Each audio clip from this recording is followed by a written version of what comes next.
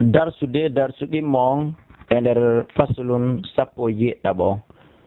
saniyan ɗimmun ɗum kanko neɗɗo julɗum la yadkurhum o jantotako inde ɓe inde homɓe inde sahaba ɓen e janguɓe ɓen wawɓe gande alqur'ana e hadisi e sunna o wolata inde ɓe illa bi hayrin sowona ko moƴƴi wala yaibu alayhim o aybintaɓe fes qawlan wala ra'ayan wona konngol ko ɓe addi wona feere ko ɓe addi o aybinta si tawi ellano toon simo wawi wurtude ko yo wurtir doy e hoore teddungal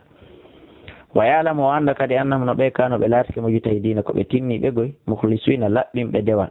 fo yata addabu o ne o moƴƴama wonde e maɓɓe grand respect han dicrihim e ga inda dicrihim e nder jantagol inde maɓɓe nde o noddaɓe o takka oustas kaari ay sino anda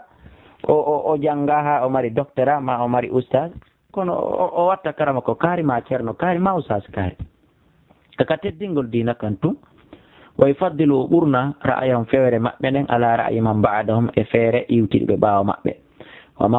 wa ma ra'awhu o faama kadi ko ɓe yi'i kon o ɓurna ɗum ɗon ala ma ra'ahu e dow konko ɓe hedditiɓe yii ɗum man ata ɓen arɓe ba'dahum ɓaawa maɓɓe min ulama immorde jomiraɓe gande wa fuqaha e famɓe o mufassirina e waɓe firde o muhaddisin e wawɓe yeytude hadis wala yaturko hara o tertaki qawlam konngol maɓɓe ngol illa li qawlillahi soɗnara ko fi konngol Allah ngol aw qawli rasulihi ma konngol ne laaɗo makko bi mana hara haw kaali konngol ɓeeɗo masalan fi ami abdoullahi kalaligoy hara so hawka e konngol ɓeeɗo hara ko fiiɓano lutodiri Allah ma ne laaɗo aw qawli sahabatihi ma sabu konngol goto e sahabaɓe ne laaɗo ɓe ridwanullah alayhim ajmain salisan innama dawwanahu l aimma tul arbaa on tigi fama kadi wonde konko muɓidiri hawtidiri hooreɓe ɓen nayo ko ɗum malik wa shafii wa ahmad wa abu hanifa wa ma ra'ahu e ko ɓe yii kon wa qaluhu ɓe woli ɗum min masaili din immorde masalaji dina ɗin wal fiqi e faam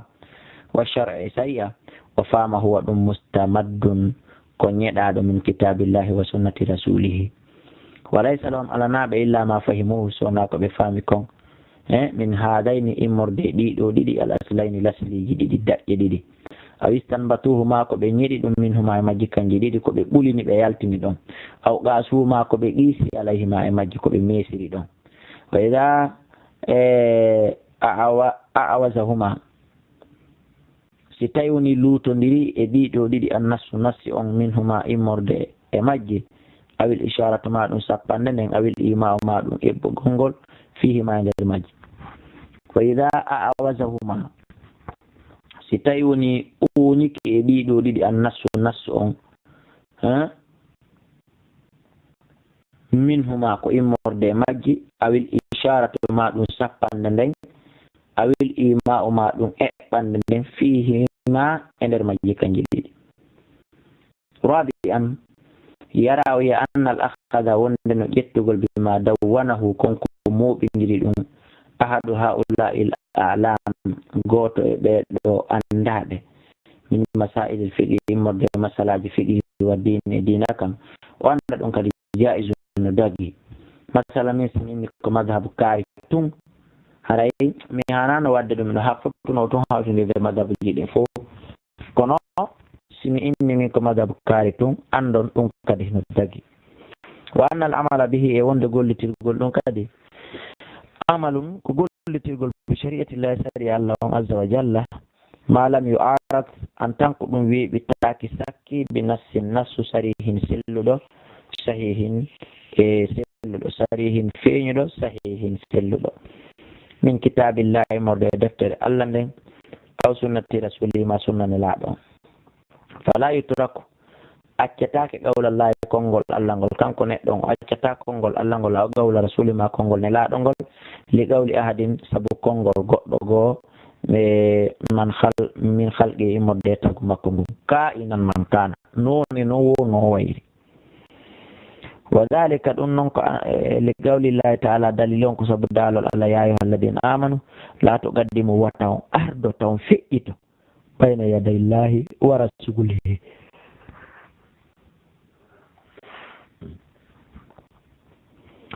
wa qawlihi wa ma atakum rasul kala ko nelaɗon addani o fa khuduhu jaɓeɗi wa ma nahakum anhu kala ko haadema muɗum fanta woɗɗite وقولي وما كان هانا لمؤمن قم إن غرك ولا مؤمن ولا قم إن دب إذا قد الله سي الله أن يعوي نعور ورسوله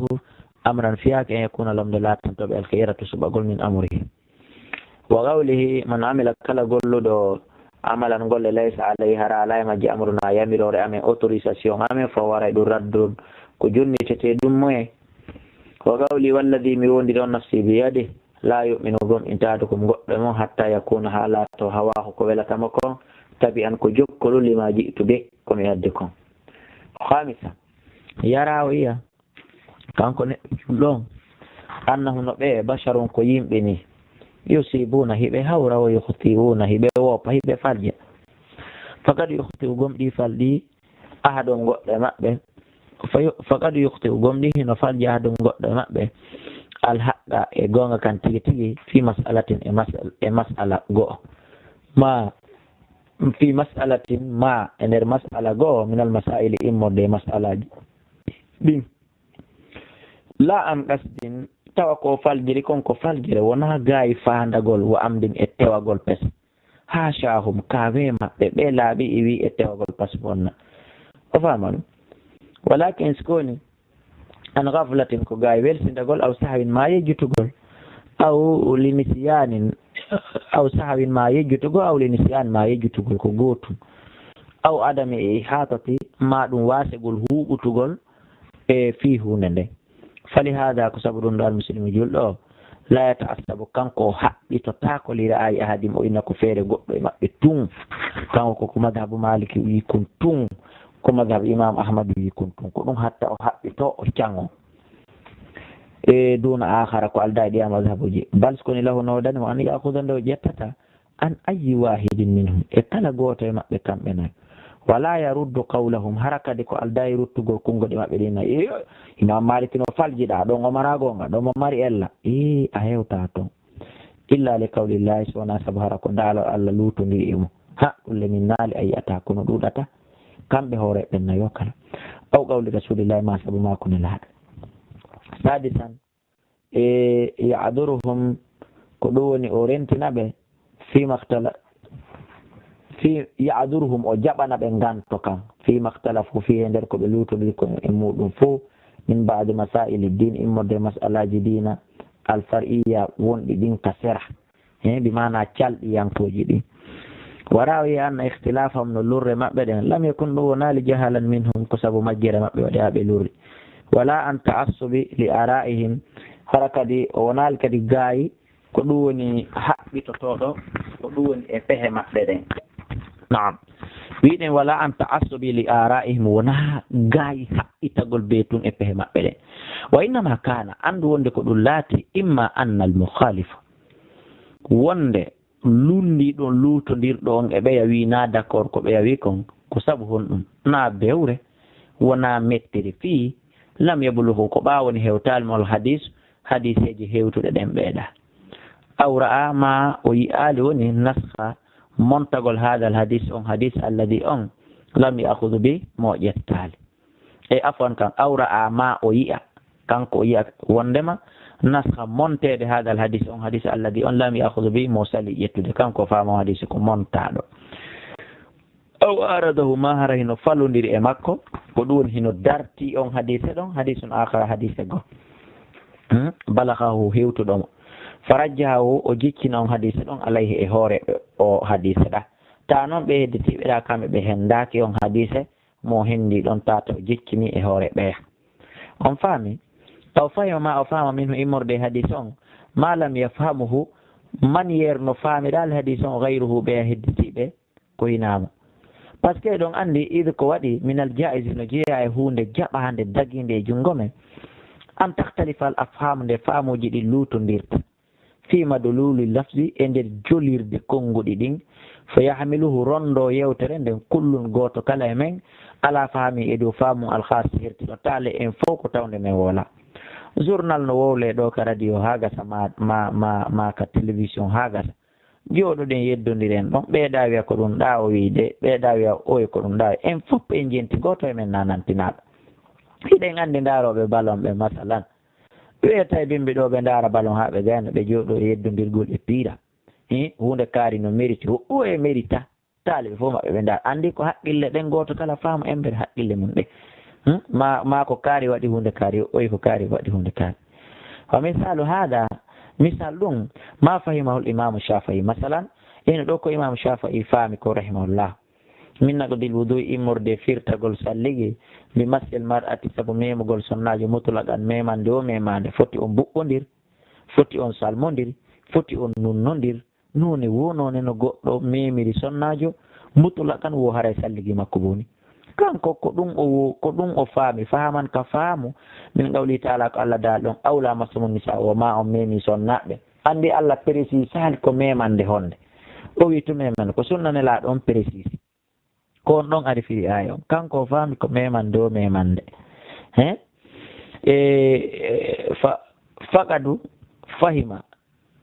faqadu fahima gomɗi faami noon aya on min awla mastum immorde wigol ma so memi sonnaɓe faami aya on almasta memande nden ɗon walam yara ko ɗum woni faqadu fahima gomɗi kanko o faami kanko imam Shafi'i o faami ka Allah daalɗo min awla mastum almasta ko memande o memande walam yara gayrahu ɓeya hedditiɓe tana makko kamɓe ɓe yi'ali ɗum kamɓe ɓe jaɓali ɗum fa qala ɓe inni kamɓe bi wujubil wudu'i sabu waɗɗagol salligi on limujarradi massil mar'ati ko sabu telɗugol memo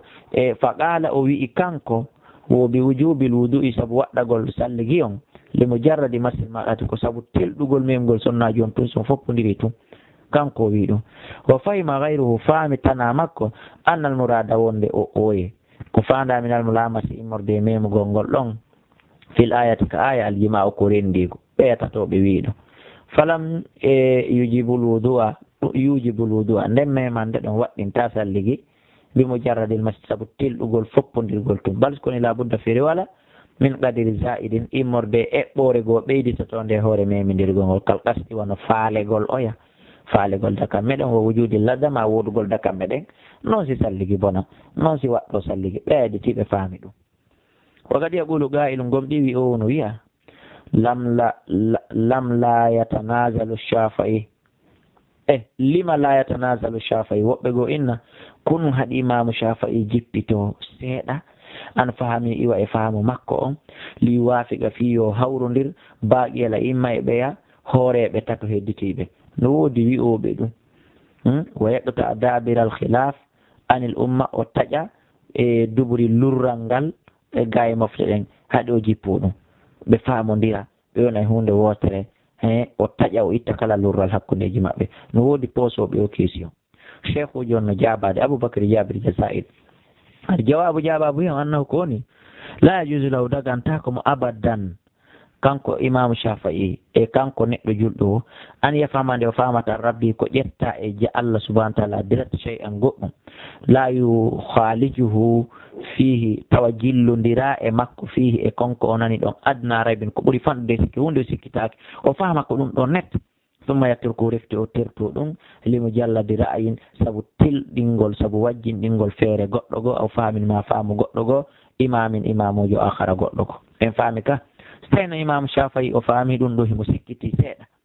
imamu Malik ima Ahmad addi goɗɗum go mo wawa hawkude ko faami komɓa sikkina toon o yettanna kono o faami kanko o feliti ka haqqille makko ko ni ko ɗum ɗo Allah daali sellata ka o accita ko Allah daari kon o yetta ko imamujo maaki faysbi o wonta e hannde kadi muttabi an jokkuɗo li qawli nas konngol yimɓe ɓen ka taari kan li qawli la accuɗo konngol Allah ngol wowa min azami dunubi ko ɗum noon ɓuri mawnude bakkati inda Allahi subhanahu wa ta'ala naam ko goonga law anna fahimahu sinno faamun ɗum minan nas immorde e nassu aridatu nassun wiɓitiɗo e nassu goo sarihon feeñuɗo min kitabin immorde ka deftere sunnati ma ka sunna harayno ɗon la wajaba alay waɗɗike e makko attamassuku jogitagol bi dalalati nassi sabu dalilaji nassu azahirati feeñuɗo mo itti on ka qur'ani ka sunna wa yatruku o accitama fahimahu ko faami kon min dalka lafsu immorde e ngol ɗon konngol alladi ngol anndanɗa hoorema dalalatu e dalil maggol on laysat nassan sarihan wonali nassu wonali ƴiyal feeñugal wala zahiran wona feeñugal id ko law kanat sinno latino dalalatu dalil makko qat'iyatan ko taƴaɗo ko kereyaɗo lama ikhtalafa fiha haray lutondirtano e makko isnani ɗiɗo min ammatil umma immorde e huɓutuɓe ɓen e mofte ɗen fadulan tenteni noon anila imma ga e hooreɓe dina ɓen wa amma wulatu umuril muslimin amma fi halfinaɓe fiyaki julɓe ɓen he ɓen kadi ko ɗofteteɓe so tawi woni ɓe yaltale alqur'an e sunna fa innahu ko woni kanko julɗon yara o yehi wujuba waɗɗagol ta'atim ɗoftare ɓe nden li qawlihi ta'ala ya ayyuha alladhina amanu atiu llaha wa atiu rasula wa ulil amri minkum wa li qawli rasuli samma ko nela alayhi sallam isma'u koninane wa atiu ɗofto ɗon wa in ta'ammara alaykum haysi amminama lamminama e hoore mo yamiri nama e hoore mo abdum jiyaɗo habashiyuno eccopiyankejo ka anna ra'asahu zabiba a sikkayino ka hoore makko puƴe e uwe haray jaɓi e ɗofto ɗon na kankon ɗon darde ko sharia islam o wa qawlihi e nela mako nelaɗo man ata'ani kala ɗoftiɗo lam faqad ata Allah wa man asani kala yiɗoɗo lam faqad asa Allah wa man ata kala ɗoftiɗo amiri faqad ata'ani haray ɗoftike lan wa man asa kala yedduɗo amiri ye amiru an faqad asani haray o yeddi lan fes walakin skoni la yara o yata ta'atam ɗoftare ɓe ɗon e fi ma'siyatillahi e nder yeddugol Allah de azza wa jalla lianna ta'ata Allah sabu ɗoftagol Allah muqaddamatun ko ardinteno ala ta'atim e dow ɗoftagol ɓe fi qawli wala ya'sunaka ta ɓe yaddatama fi ma'rufin e nder moƴƴere wa lianna ar-rasul sabu mako nelaɗo alayhi salam nelaɗo sallallahu alaihi wasallam qala ɓe maki innama ta'atu ande ɗoftagol goɗɗo fil ma'ruf ko e nder ko moƴƴi ko boni kon aduwaka mo ɗoftade ɗon wa qala ɓe maki aidan kadi la ta'ata li makhluqin ɗoftare ala natagaɗo wo fi ma'siyatil khaliq e nder yeddugol tagu ɗon wa qawli e mako maɓɓe la ta'ata ɗoftare ala na fi ma'siyatillahi e nder yeddugol Allah wa qala aidan ɓe maki kadi alayhi salatu wassalam asam wa ta'a nanugol ɗofto alal mar'i no fawi neɗɗo almuslimi julɗo o fima ahabba e nder ko yiɗi o kadi hakko wañigo malam yu'mara bi ma'siya an tan ko yamiraka yeddugol Allah fa ida umira so yamirama no bi ma'siyatin yeddugol Allah siɗi ara kombo yamirimo ɗum ɗon haray ɗon fala sama wala ta'a haray ɗon ɗoftagol ala nani jaɓi ala ثانيا يرى أي حرمة harmugol fes الخروج عليهم yaltugol iwa e ley e yamirore maɓɓe nden aw ilan ma feññingol fasa fas ma siyatin yeddugol ɓe lima fi dalika sabu noon ko woni mum kon min shaqqin immorde e sattede asa ta'a yeddugol ɗoftare nden ala sultanil muslimin e dow laamu julɓe ɓen wali qawli rasul sabu mako ne laaɓe sallallahu alaihi wasallam man kariha kala amiɗo min amirihi immorde amiru makko shay'an goɗɗum ha falyasbir yo muñño o wona e hoore ɗum fa innahu ko woni do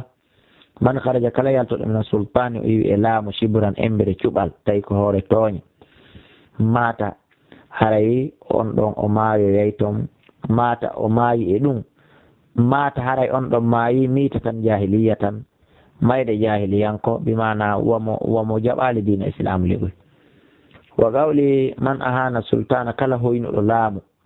tawi laamu ngon noon ko gollitirago alqur'ana e sunna ko ngu wona wiide goy ahanahullahu haray Allah on hoynoyeyo salisan tata ɗum ɗum an yaduwa lahum nde o du'antoɓe kamɓe halfinaɓe fiyakuji laamu ngu hara o naali huɗowoɓe bisalahi kisal e moƴƴere wassadadi e fewugol wattawfiq e hawrindinede wal ismati e renede hara bonnali min alchar immorde boneji ɗi wa min alwuqu'i e immorde yanugol fil khata e faljere ede ko waɗi salahul imma hisugol mofte ɗen fi solahi woni hisugol maɓɓe kamɓe hooreɓe ɓen wa fasadu ha bonugol mofte ɗen bi fasadi woni bonugol maɓɓe kamɓe hooreɓe ɓen wani yan salahum ende o laaɓanta ɓe reedu fi gayri ihanatin ko alda e hoynugol ɓe sabotugol ɓe wa intiqas karamatin e ɗuytugol teddugal maɓɓe ngal legalu sallallahu alaihi mako ne laaɗo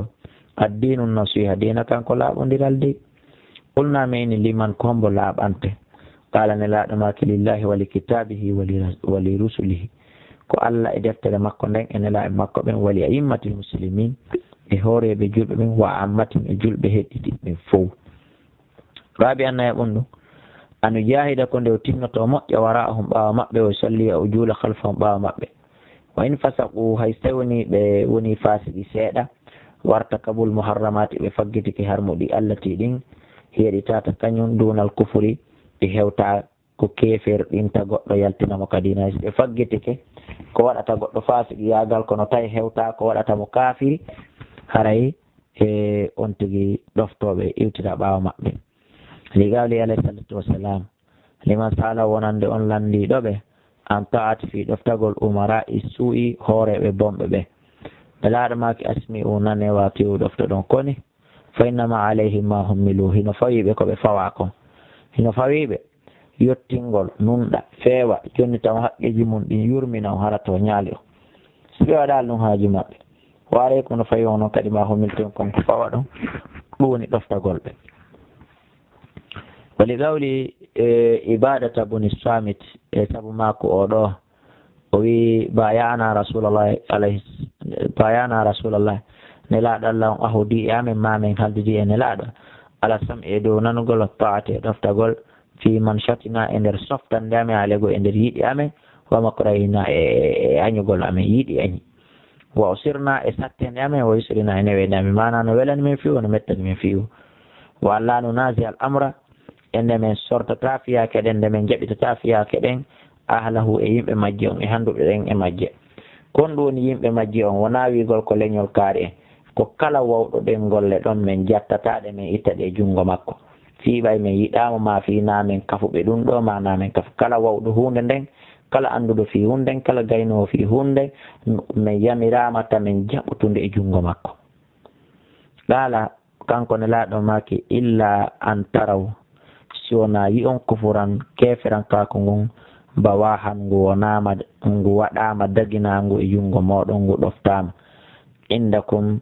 e fihi minallahi haray ɗon hino wodani on fihi e on kaɗon e on alhaalɗo minallahi morde ko allah burhanum dalil timmuɗo tis ko addata yo on dogu on lanɗo ɗon ma yo on yeddumo ma yo on won huɗomo hara wonali e du'antoɗo mo aray ɗon indakum hino e junngo mum fihi e fi on lanɗo ɗon ma e ngol laamu ɗum minallahi morde ko allah burhanum dalil inchallahu tamma bihamdillahi albabul ula feƴƴi lanni timmi hande saabu yurmede allah dambugal aranalngal heddaniki en dambuɗe nayyi naɓeteɗe inchallah haray andonno ngal dambugal ngal lannuɗen ɗo ko dambugal aqida ngal ni fi sellugol aqida men iman men on ko hikkoto ɗon ko dambugal fi nediji ɗin hikko ɗon julde nde e ko nantata e ɗum haray do si ngal dambugal aranal kono ngal selliri wo kono wawirɗen ngal ɗo gollitirɗen wo ko noon darsuji ɗin yeeso nafirta en ko noon ɗi heɓirta place e sibas man kadi wona no ngal ɗum yeɓuri woyu allah dandu ko noon woniroyta ɗi a natatago e sakkona ɗi woni ma ɗi wonani ɗum noon wi allah subahanahu wa taala o ɓeydu en faminde o waɗan yimɓe yiɗidirɓe jogodirɓe hara o waɗali en hasodirɓe o waɗan yaafodiroɓe si maya yaafeteɓe si maya hara en o waɗali en maydoɓe bakkatu o yanñana goto kala e meɗen arsike makko on ka o woniri o waɗan yiɗidirɓe hara inchallah dambugal ngal ko ɗo gasi kala ko faljere ko yiɗon toon faljireji goo waɗay saabu gonre nden faljireji goo waɗay saabu daygu hoy koye dayguidirte koye kene hino maytiɗa ha tata bindi ɗin yota ko faljireji goo kadi no waɗa toon saabu wubbugol tumbobo hum wulla e hito makko yollito toon ko alda e eɓɓande ko alda e fandude haray ɗum ɗo fof on yaafoto